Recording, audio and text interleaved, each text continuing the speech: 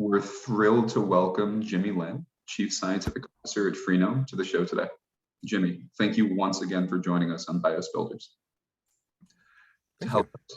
To help host this episode, I'm joined by my colleague, Michael Bell. Jimmy, let's kick things off. Can you share a brief intro of yourself with us? So my name is Jimmy Lin. I'm currently the Chief Scientific Officer at Freenome. My background has been mostly science. I did my MD PhD at Johns Hopkins. After that, I was at Washington St. Louis as faculty for a little bit, then at the NCI, helping sort of build up a clinical genomics initiative. And ultimately, before Freenome, I was at Natera as the Chief Scientific Officer there of Oncology, helping building out the Natera product, which is an MRD product there. I've been at Freenome for approximately sort of 3 years now. I'm pretty excited with what we're doing here at Freenome. And that's a great tie-in. Before we dive too deep, can you just give us an overview of what Freenome is for those in the audience that might not be familiar? Yeah, so Freenome comes initially from the words cell-free genome, and that's sort of Freenome. And it's to look at, what are the things that we can look in the blood to be able to really help and understand human health and disease. Our first focuses, foci, I guess, are in cancer, and specifically in colorectal cancer. The way we approach it is looking at, if we're agnostic to technology, we use multiomics, DNA, RNA, protein, what have you, and then combining that with the power of machine learning and AI and building a solid team there. And what are our possibilities to be able to really be able to make a dent on human health and disease? And our first product that we're working on is early detection of colorectal cancer using a blood test. So then, would it be correct to say at a high level that Freenome, at least at the moment, is starting to build a high-level detection platform using blood tests in the cancer space more broadly, starting with colorectal cancer? Yeah, so definitely. So I think we think of ourselves first and foremost as a platform company, building a platform that enables multiple products to come out of it. So we don't think ourselves as a, people think, oh, you guys are the CRC early screening company. We don't think of us as that, because if we did, we would have severely over-engineered our capabilities to be able to build that one product. We build a significant platform that, like I said before, with multiple technologies, with next generation sequencing, looking at DNA, looking at RNA, looking at methylation, proteomics technologies, immunoassays, mass spectrometry, looking at cells, looking at extracellular vehicles. So we build really gigantic and comprehensive discovery platforms. And then our first application then is to colorectal cancer. So taking this platform, looking at cancers, colorectal cancer, and looking at people who are healthy and people who are diseased, can we use this large platform to really find out what are the signals that really differentiate using machine learning and taking these sort of billions data points per sample to figure that out. And then next is then we're not going to use this, it takes us thousands and thousands of dollars to run every sample using the discovery platform, then build the product, which is, what's the the least amount of things that we need to profile to maximize our performance there. So our ultimate, technology may not be all the things that we sort of talk about in the discovery platform, but then will be, affordable to all communities there. Will be, reimbursed by populations, and could be sort of adopted and be effective. Colorectal cancer is one of the few cancers that has been proven that if you screen and catch it early, it actually causes a difference in outcomes. Sometimes it's a little bit counterintuitive. So like, oh, I thought if you catch cancer early, people always do better. It's not the case, right? Maybe if you catch cancer early, sometimes you just treat longer. Sometimes you catch cancer because there's no drug. So there's a lot of studies that often has to be done after that. And colorectal is one of the very few that has been shown. If you catch it early, people live longer. And that's why there are, national efforts to be able to screen all eligible people. But the problem is, it's the methods are less convenient, right? Colonoscopy, it's a whole procedure. If you're able to go in, and so a lot of people don't do it. And then, the alternative is a stool test. And I don't know about you, but, it's not very pleasant to try to figure out sending stool, and companies have difficulty with that, and large efforts to try to encourage people to do that. So a lot of people are not being screened, and we know that if these people are screened, lives will be saved. So that's why that's our first product, to build a blood test, which again, relatively easy. We think about, as people go and get blood draws all the time, you sort of draw extra blood, and then you can be screened for colorectal cancer. So we think that it's the first indication will really have already an impact there. But the beauty of a blood test is in the blood, as opposed to stool, the blood also has signals from other cancers, right? You can have, and ultimately many, um, or even other non-cancer diseases as well. And a lot of these other cancers are very, very hard to screen for because of how rare they are and how many people you need to screen for because of cost to be able to save that one life. And also um, um, because of how rare it is, you get a lot of false positives, right? So, but if you build on something with a backbone of a test that people already know that saves lives if you catch it, and then you have sort of additional marginal additions on top of it, this is how you sort of build out efforts, we think, for multi-cancer screening. So that's why we're really excited to start off with something that's very well known, build the best-in-class product for that cancer type, and then move into other cancer types and potentially other diseases into the future. What an incredible platform of capability. And thank you so much for that overview. I also really loved the point you made, I think, about in the middle on access and recognizing that if you can make this widely available, it will have greater impact. So love to dive into that and a little bit more as we go in. Michael, passing it over to you for that deep dive. Thank you. So, Jimmy, in 2014, Freenome opened its doors with a bold vision for the future of diagnostics. And since then, it's been growing at an exceptional pace, and it's established itself as a leader in the next generation of cancer screening. So, keeping in mind that you've been with Freenome for these past 3 years, can you share with us Freenome's story? And from its origins, you had alluded to it previously, but how has it gotten to kind of where it is today? Yeah. I think a lot of time, especially for Freenome, it was focusing on the fundamentals and the foundations. That was sort of very critical.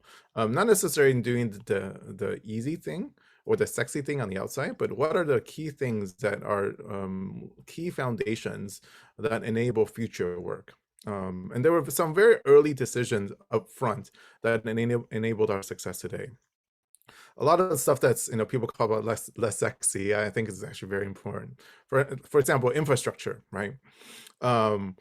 Building our own machine learning infrastructure from day one, from pretty early on, because the biology way of looking at ML looks very, very different from self-driving cars or image recognition or voice, right? So for other ways of doing ML, it's billions and billions of very shallow data, right? Andrew Ng tells things that computers can do in a second, humans can do in a second. We can have ML to be able to do, but biology is very, very different, right? We don't have billions and billions of shallow data. We have opposite. We don't have billions, we have thousands, which is pretty large already, thousands and thousands, but then of data that's very, very deep. So we build our, so again, for each person, we have billions and billions of information there. So how we approach machine learning then will be different. Then it will be different in terms of how we then create a platform to be able to do that. It's not sort of simply taking things off the shelf. So for example, that's one example, infrastructure. Or number two is our wet lab, for example, is building up automation up front, because we know that machine learning is very, very sensitive and fickle to sort of small changes. Creating a robust, reproducible process up front, even though it's a lot of work to do automation. Most companies do automation at the very, very end, near launch. We do that up front. So then when the data we generate is something that we can consistently compare across cohorts and understand that. Or number three, like how we do collection of samples. we could have easily just sort of go to biobanks and sort of buy samples here and there, and have collaborations. In fact, that's what I did in my previous life successfully and Natera. But for this, because again, we want the sort of the best quality data, we want it to be comparable. We want it to be in the intended use population.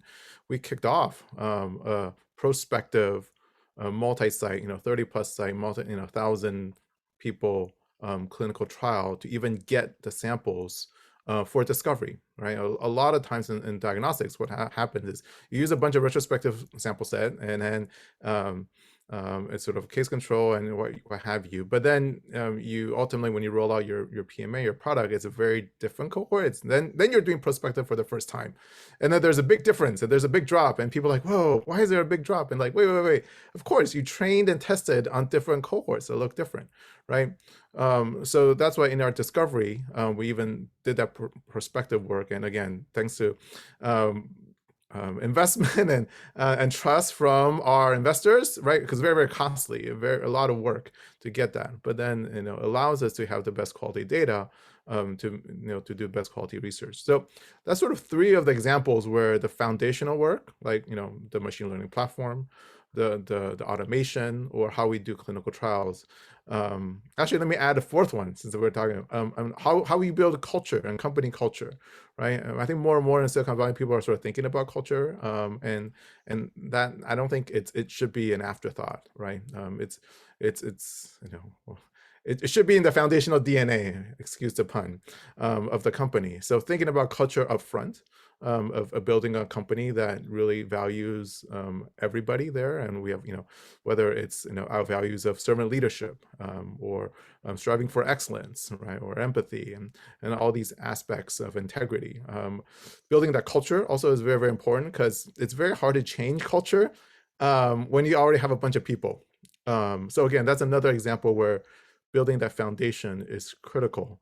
Those early days, if you do it right, then the company, then when it scales and grows, it's not a walk in the park, but it's easier than have to build something wrong and then try to rejig and readapt. So a lot of those early days of putting in the right foundational structures, right, or is very, very important.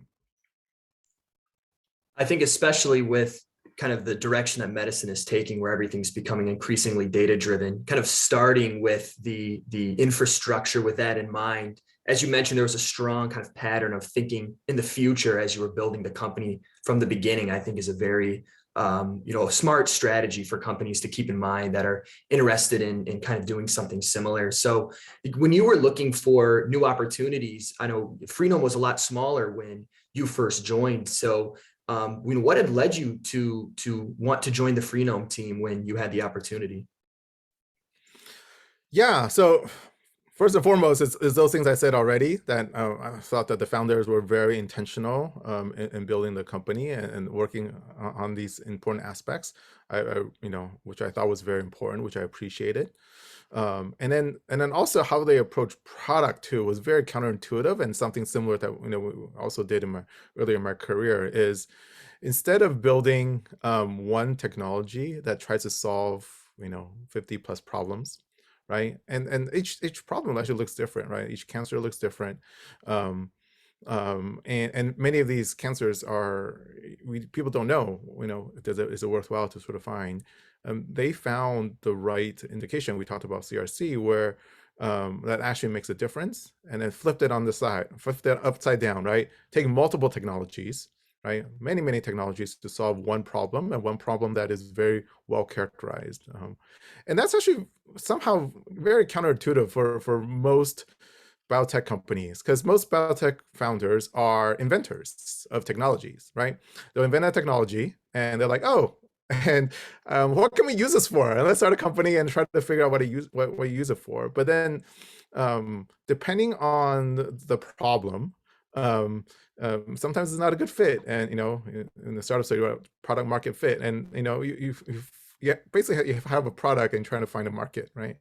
And that's why sort of Freenome is sort of turned out upside down within the biotech space. And that's why our early investors are like, Andreessen Horowitz, thinking more on the tech side. It's we take the problem and look at what are all the things, right, of solutions to sort of approach that, and then to build the best way to be able to sort of look at that. So I felt that, that too, from also I trained as medically as well, that, doctors isn't excited about newfangled technologies if it doesn't make a difference in their patients.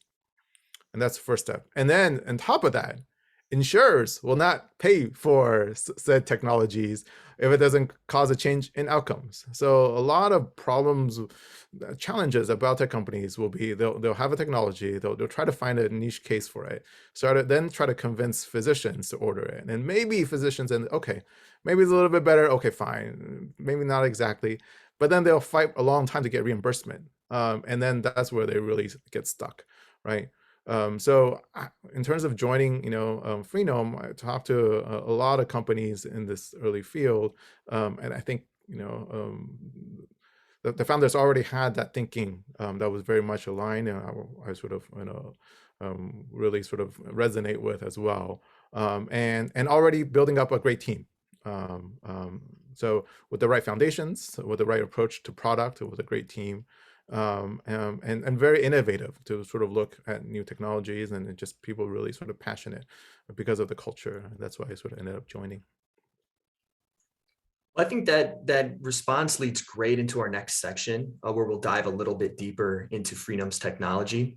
So you had previously mentioned that you are interested in entering into the colorectal cancer space, given it's the unmet need that a technology such as Freenome's could address. And also, you mentioned that it's very important for companies to start from a market understanding and the unmet need, and then try to develop a technology approach where you say at Freenome, you decided to spin the current standard on its head and innovate through developing multiple technologies for particular applications. And so can you tell us a bit more about the unmet need that currently exists and may exist for the foreseeable future in cancer diagnostics? Why is now the time for liquid biopsies? Yeah. When we talked about sort of the foundations that sort of underlie Freenome, between multiomics and machine learning, I mean, though now is the time for both. So multiomics, right? We've seen an explosion in next generation sequencing, understanding of nucleotides, and now it's so cheap, so easy to be able to look at nucleotides. In my history, right, I was part of the efforts at Johns Hopkins that we sequenced exome for the first time for cancers. It took us years. that it takes afternoon for a graduate student to do these days. So again, on the NGS side, there's been explosion in the technology in terms of what I'm calling other people too, it's not just me, the digitization of biological signals, right? So we can take what's in the physical realm and make it digital relatively easy with nucleotides. There's also great advancement on the protein side too. I think proteomics is now having a resurgence. Early proteomics work struggle a little bit due to sort of lack of great statistical methods and lack of big, sufficient data. So there's now a resurgence also of proteomics methods as well. And then just, given by this lead in these ways of understanding digitization of technology, other technologies and other ways of thinking about it is more, I guess it's more mature than ever before, but I guess that's for all innovation. You're always more mature than before. But there's a time that we can actually taking some of these signals and be able to sort of look at it. So that's number one, is taking a lot of this large scale, people call big data information that's available in biology. But then secondly is the increase in compute, right? Many people know that, the machine learning revolution is not necessarily that much in terms of methods, although there are definitely methods changes, but it's our drop of ease of compute, be able to sort of run these large data sets that usually will, in the past, maybe it'll take years, right? You need supercomputers to do, but you can sort of do much earlier. For us to train data sets with billions of data sets without sufficient compute, that's not going to be possible as well. So this allows our ability to really ride the tech wave from biology as well, because we can take that information So that's a unique time.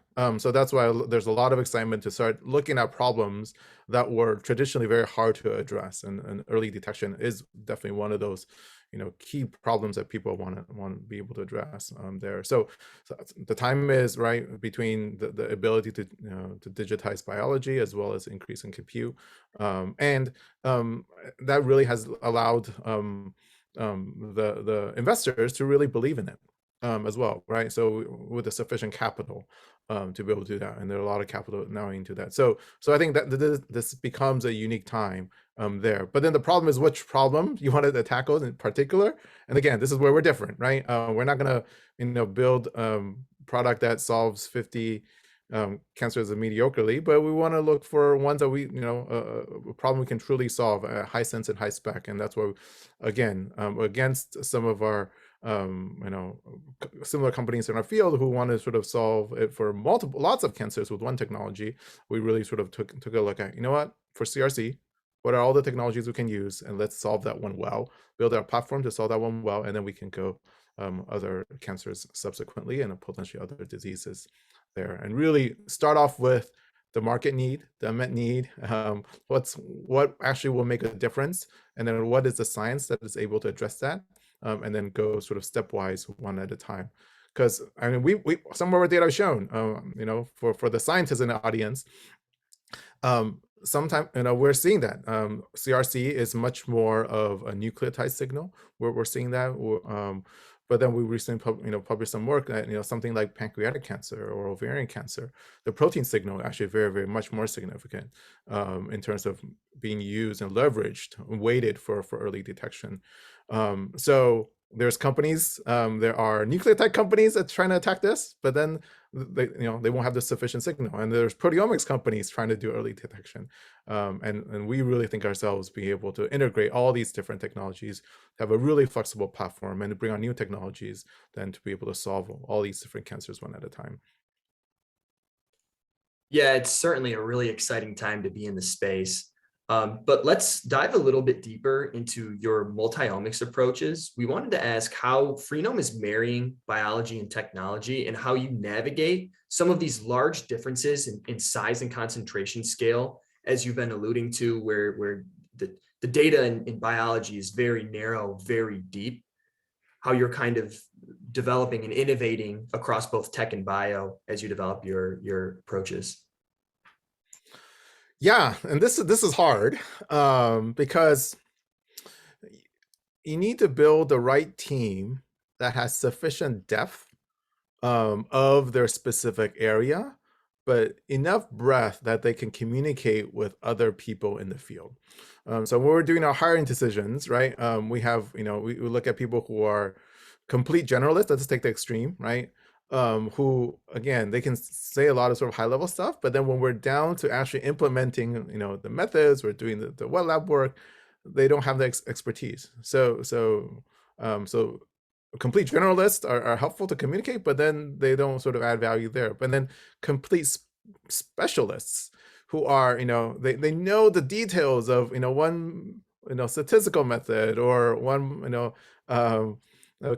wet lab assay, but they have difficulty communicating outside of their specialty.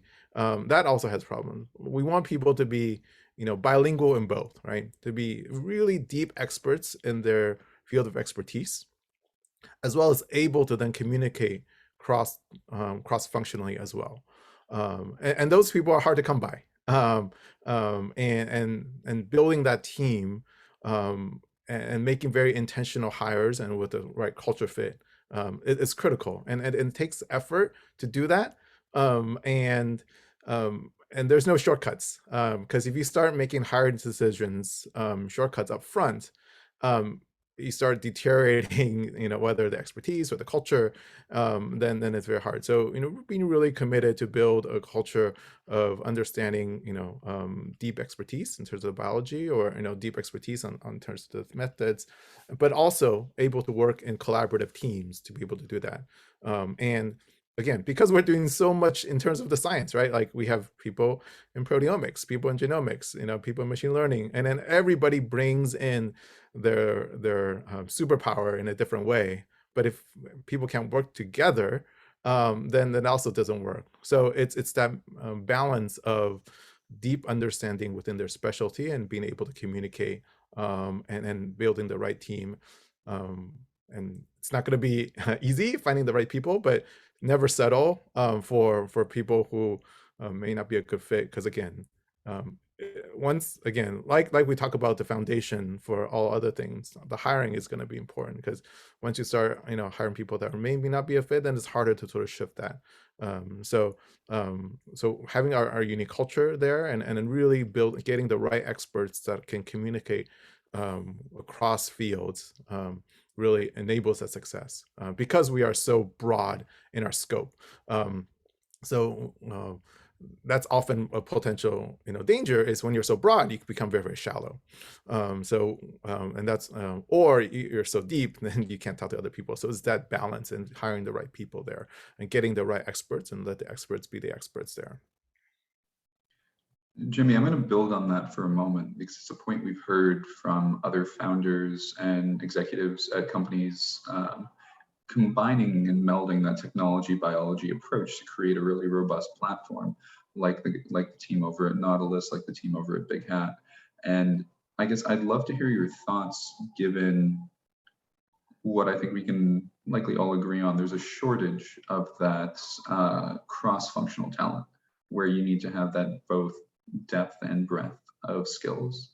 And do you think there's an opportunity, especially with yourself having come from an academic background, at least in the beginning, to take that a step further and say, we're starting to think about how we can intentionally build that culture here? Is there a way companies such as Freenome can take that a step further and take that a step back, upstream in the talent pipeline, and go to universities and say, look, these are some of the things we're seeing have worked? Do you think that might be a way to engage earlier, and instead of waiting for those people to naturally emerge, try to instead think about creating systems that enable those people to develop more systematically? Yeah, Or do you think I the think industry there's is two. moving in that direction? Academia might already be as well. Yeah, so there's sort of two ways of approaching this. It's going to the generalists to help them become specialists, and going to specialists helping them become generalists. So I'll sort of do both.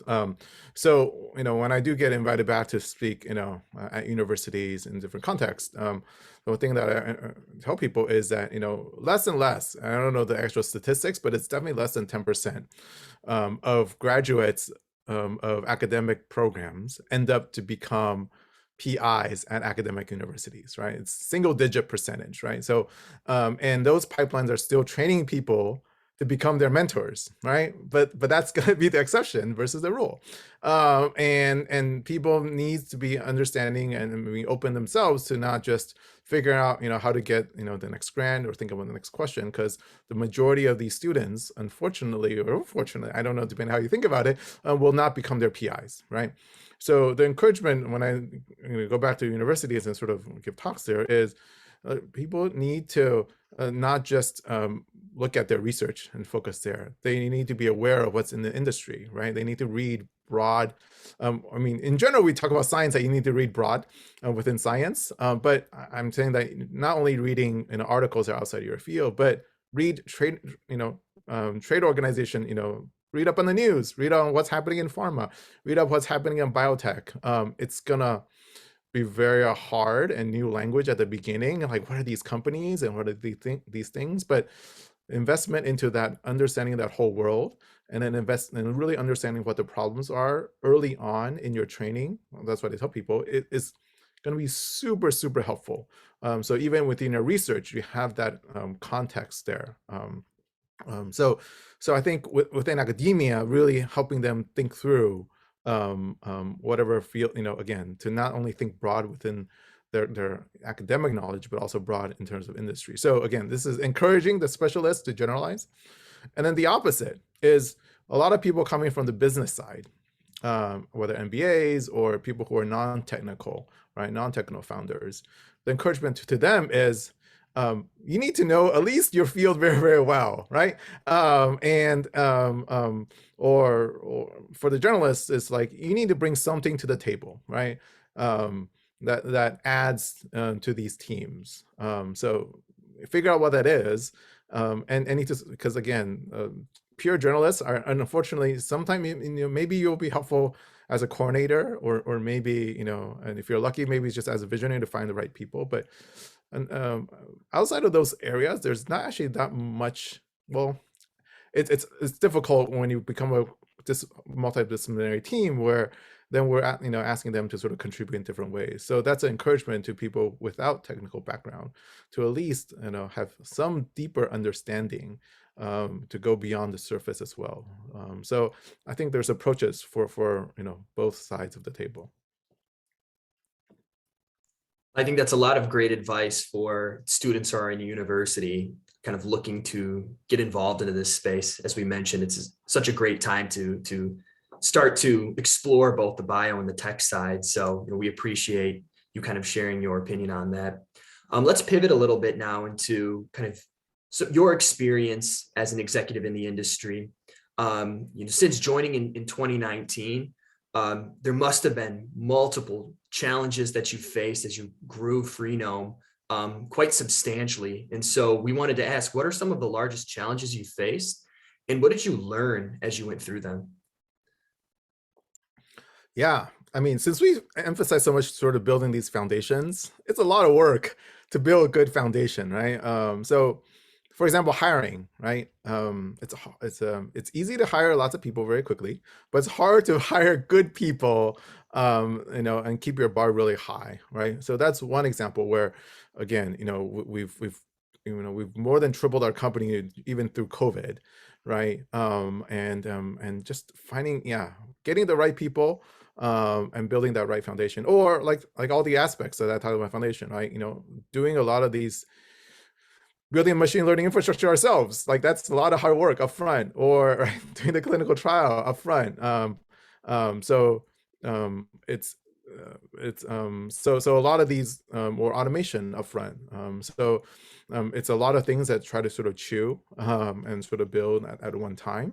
But it's very, very critical there.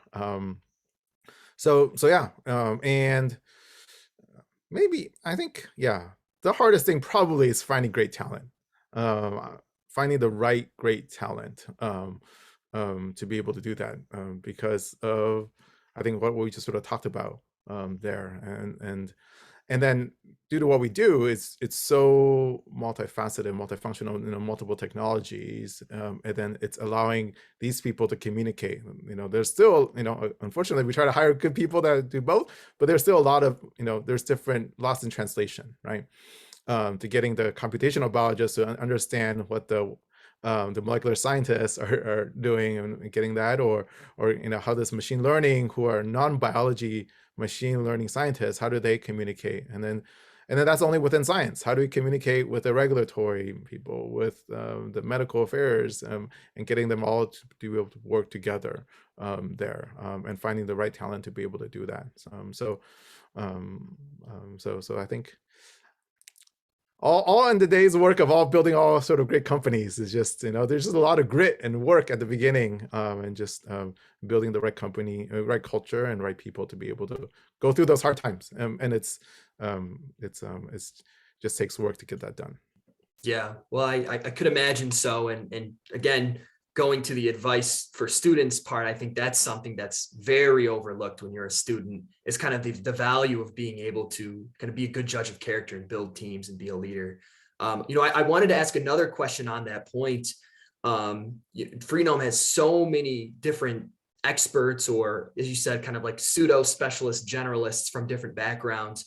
Have you found a general difference in culture between those that come from a heavier tech background versus a bio background? We've spoken with a lot of entrepreneurs who say sometimes they have difficulty finding a balance between the kind of hard entrepreneurial, move quick and break stuff perspective of technology, where bio is a little slower and a little perhaps technically rigorous within the technical discipline itself. So curious your opinion on that question.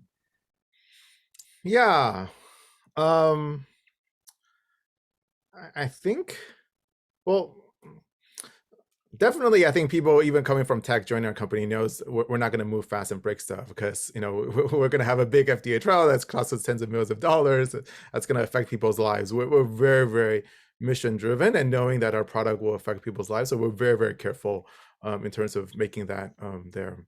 I think it's more in terms of the approach to problem solving that is a little bit different. I think from the tech side, often the solution is we just need more data. And that's worked in different fields. Like, you just, let's just get more data and we can solve it, right?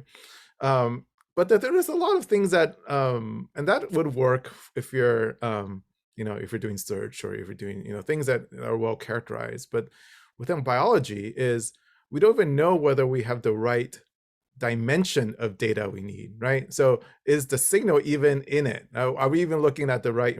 Is it in DNA data period, right? Some of the earlier work that I've done early in my career is, we profiled the ctDNA exhaustively in blood and have shown that, again, when the tumor sheds the ctDNA and then you dilute it in 5 liters of blood and you draw then, in 10 mils, like there is zero molecules that's from the tumor. So it's physically impossible, right? It's not generating more data.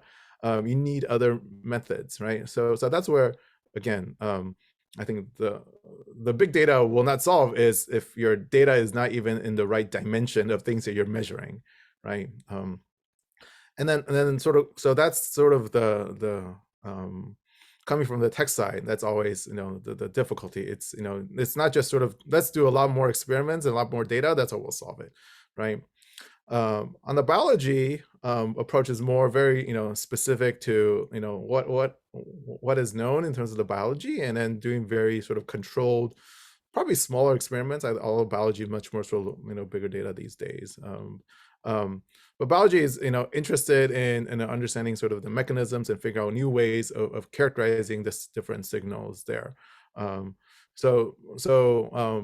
again, that it takes time to sort of build these early efforts and then sort of grow into that. So it's really leveraging the biologists to think through what are the new methods, and that's what we think about multiomics of understanding data and understanding signal, but then one of the problems with biology is less, that's historically, the biology field has less been rigorous in terms of, statistical methods, right? And this has happened with the proteomics field and gene expression field, where there was just sort of overtraining and lack of reproducibility there, right? So the key, and then biologists, and I consider myself one of them too, right? Is we like to tell stories and we create pathways and then generalize it from that, but it's less sort of statistically rigorous there. And we get really excited. We tell, but we can create new ways. So it's having to marry both, right? To have deep biological understanding and leveraging this expert data, expert knowledge, right? Because again, a lot of these methods currently cannot just be solved with more data, but then still having the statistical rigor to be able to do that. And historically, that's been, in cognitive science, the struggle is, I also come from background computational linguistics, where we're thinking about initially, right, using, known, semantics and expert knowledge on top of that, and then do statistical training. But today our methods are so robust, and with data, so we use pure statistical training to solve computational linguistics right there. But I think still in biology, we're not to that extent where we have such understanding of what we're measuring and such data sets that we still need a lot of expert knowledge to be able to help these. So it's still that balance between that to be able to get to the solution. Yeah, thank you. I think that's a really interesting kind of insight. And to your point, right, back in the early 2000s, everyone thought genomics would cure everything. But little did we know that even being able to sequence quicker and run more tests quicker, only a certain subset of insight and treatments could come out of kind of that era. So yeah, and I think that's a very, very insightful kind of response. And we'll take that kind of section of questions to the other angle and ask you, what have been some of the big successes that you've had while at Freenome? Yeah, well, all these aspects of building the company, laying the foundations, especially for example during COVID, I sort of mentioned, right? Like we more than tripled our company during COVID, and it was a hard time. And we started our clinical trial right during COVID and enrolled, tens of thousands of patients. Again during COVID for our preempt CRC trial there. So I think it's this sort of grit and perseverance through these, even again, many other companies did that too, but we felt it especially because we were still in this hyper growth stage during COVID. So again, right, we're really excited that we continue to be on track as we're sort of growing our company on track with our clinical trial, and with continued support from investors and our KOLs, right? Like, and we raised sufficient funding to be able to do these, address these big challenges and growing our group too, to be able to do that. So I think I wouldn't say again. The success is sort of a singular, right? It's the daily commitment from people throughout, day in and day out, or every member that sort of it ultimately sort of builds up to what we're able to do there, right? Including, finishing the trial, building our company, getting our product ready there. The ultimate success is, obviously a positive trial readout and launching our test, but everybody's working very hard to do that. Yeah, well, it certainly was a spectacular growth, especially as you mentioned through like the COVID period as well. All companies were feeling that struggle. So to have that progress where you were able to take it from kind of an earlier stage company through the unicorn status and grow the company so much. I'm curious as well, like how have your responsibilities changed as the company's grown larger, and how have you managed that kind of shifting of responsibility as the company's matured? Yeah. My job is very different every day, and because different areas. So I think ultimately it's I really see my job. I think our core value of servant leadership is something that I really live by through my life, and it's either what are things that I can create, what are structures to enable my staff to be able to do their best work, right? Um, Whether it's providing the right environment, providing the right growth opportunity, providing the right projects, supporting them to be all that, and then if there's gaps for me to then I need to step in for these different areas, because again um, we can't hire fast enough to be able to do that. So I think a lot of my job is sort of morphs as we're able to, again, bring on experts for different areas. I'm like, okay, I can hand some of these off, but then, there's going to be more gaps to be able to sort of cover. And ultimately, I really, as more and more of these, functions are being built out and having the right experts to be able to do that, and then creating the environment where these experts can really thrive, have the resources, have the empowerment, having the responsibility to be able to and autonomy, right? Autonomy, a lot of people to be able to balance the way that they want to contribute for their life to company goals and how that marries together, and through our shared passion of really affect change for these patients initially for colorectal cancer there. So my job continues to morph day to day, but I think it's singular in terms of really helping my team to be able to do their best for our singular goal. Having talked about the past and the present day of Freenome, can you tell us what's coming next? Yeah, and we've been public about that. CRC, is not going to be our only test. We are a platform company looking at future tests. We've started showing some early data in other cancer types, for example, in pancreatic cancer. And again, it's not a secret that we are interested in what many of things our platform can achieve. And it can achieve more than just early screening. So, for example, it's public that Roche made a very significant investment into us more recently as well, and there are many sort of applications of our platform for biopharma implications and for biotech. So for us, it's going to be trying to be very disciplined and thinking about, yes, we've built this sort of powerful platform. What are the products and the indications that we really can apply that and make a real, change and make a big impact there? So we're being very deliberate. Is it other cancer types? If so, which ones? Is it other types up and down the disease spectrum? Is it um, um, is it minimal residual disease? Is it recurrence monitoring? Is it therapy selection? Right? There's many things. Early intervention.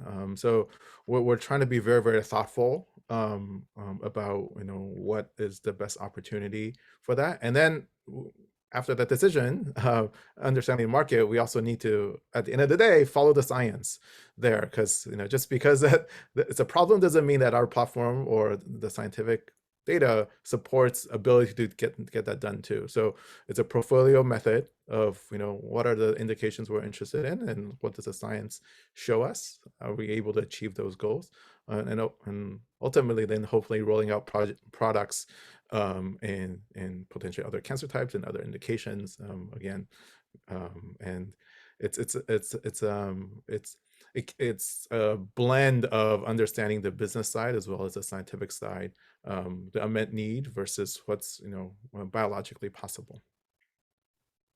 And that ties in well. I'd love to ask your thoughts, because you talked about the business side, the scientific side, and I think there's one more aspect around the regulatory reimbursement side.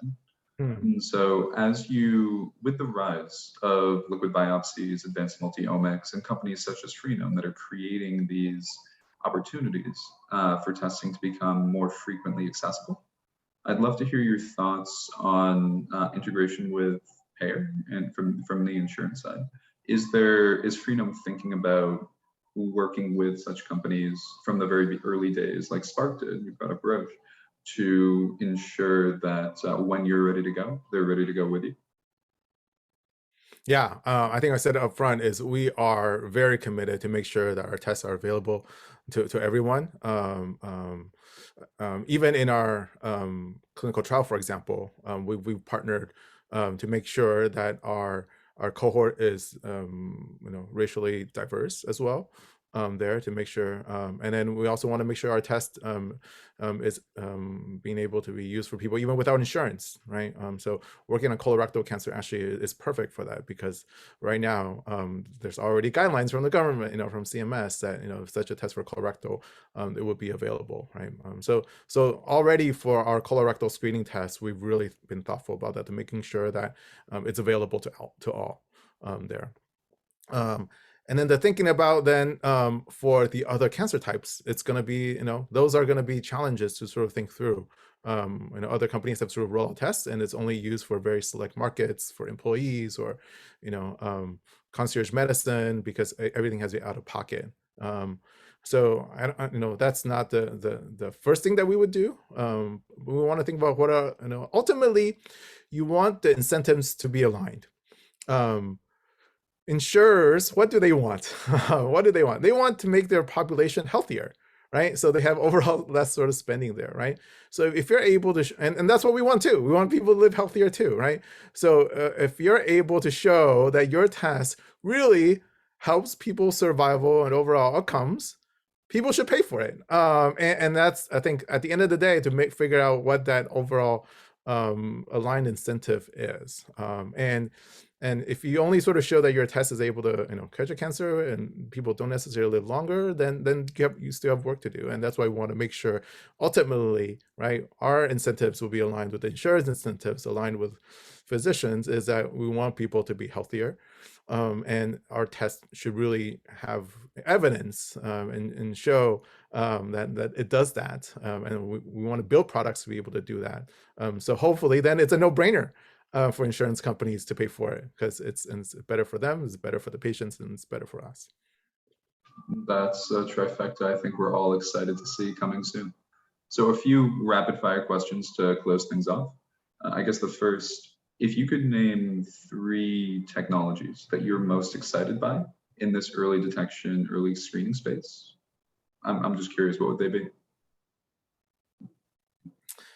There are so many in terms of, I think our ability to, um, better characterize biological information. A lot of the work on single cell or single compartment characterization. So everything that we're already doing DNA RNA methylation, but in a very sort of finite way is exciting, right?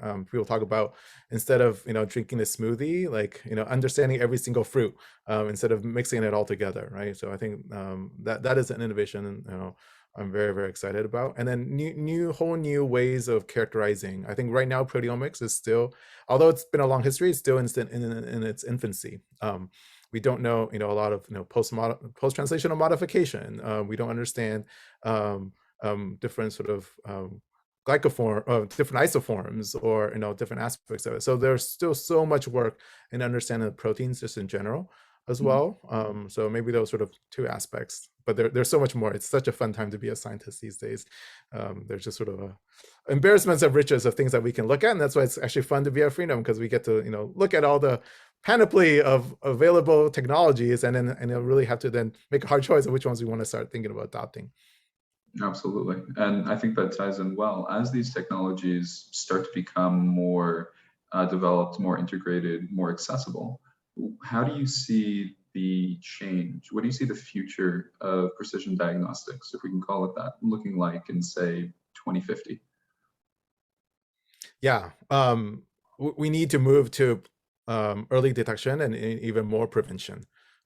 It's ridiculous even today in our current century that we're still waiting for people to feel sick enough to go to a doctor to kick off a workup, right? And I went through medical school. It's all about coming in with a chief complaint. By the time that people are like hurting so much that they're going to see a doctor, oftentimes it's too late. Unfortunately, our industry currently is still really much sort of based off of that, and that's why, again, there's much more focus on therapeutics as opposed to the diagnostics. I really want us to start thinking about more earlier detection for all diseases, not just cancer, right? But even prevention, and you want to start monitoring before things go bad, right? A lot of, for example, a lot of problems occur. It was way too late. For example, kidney function. Like people live okay with, down to 40% kidney function, and then when you're down to 30 and 20, that's when problems happen. But by the time it happens there, it's going to be too late.